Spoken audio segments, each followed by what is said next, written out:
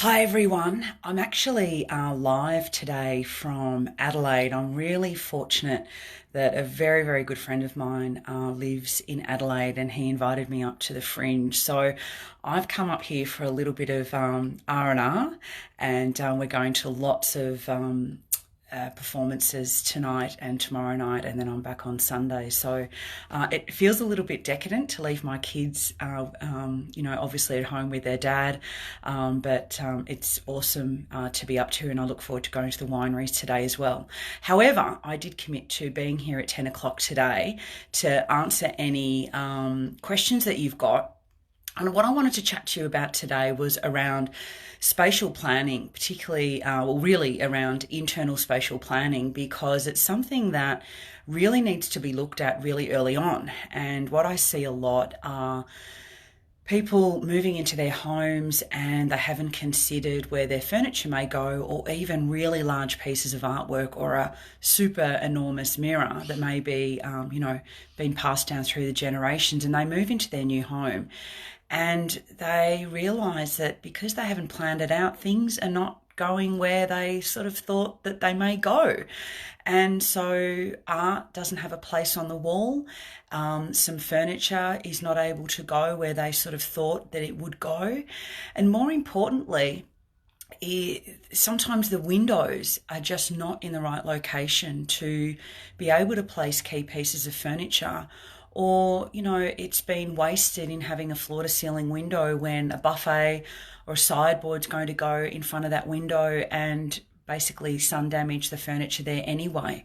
So it is something that you need to look at, and I sort of call it a bit of a craft plug and play activity where you can cut out your, if you're not savvy on a computer, it doesn't matter. This is what I did with my own home, is to cut out your pieces of furniture to scale, to the scale of the floor plan that you've printed off.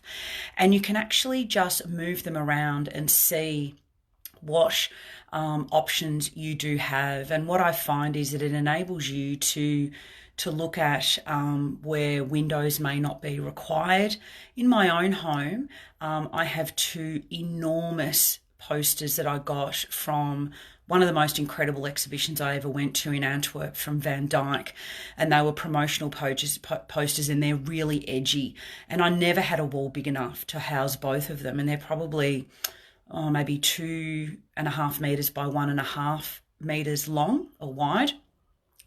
And so I knew in advance that there was no way that those images were not going to be hanging on my walls in my forever home. And we got rid of a south-facing window altogether so that we had that space to be able to hang the artwork that I wanted to be in my forever home, that was part of my life story.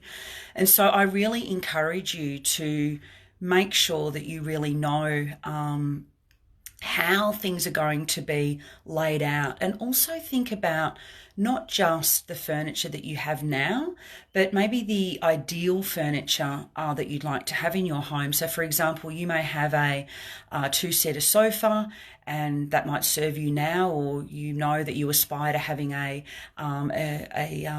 L-shaped sofa or a sofa with a chaise. And so if you can facilitate and sort of work out how big that needs to be and how that's going to sit in the space, then you know that you've future-proofed, there's that word again that I use a lot, the space and how it's going to work. I think the key thing is to look at your windows and to also make sure where your artwork is going to go. And I've seen it time and time again where clients do have, and it is normally a massive mirror, and they may have come from a heritage home where it hung above a fireplace or something like that, and then they're moving into their new home and it just doesn't sit quite right anywhere, and it's a real shame not to take that with you. So do a little bit of spatial planning.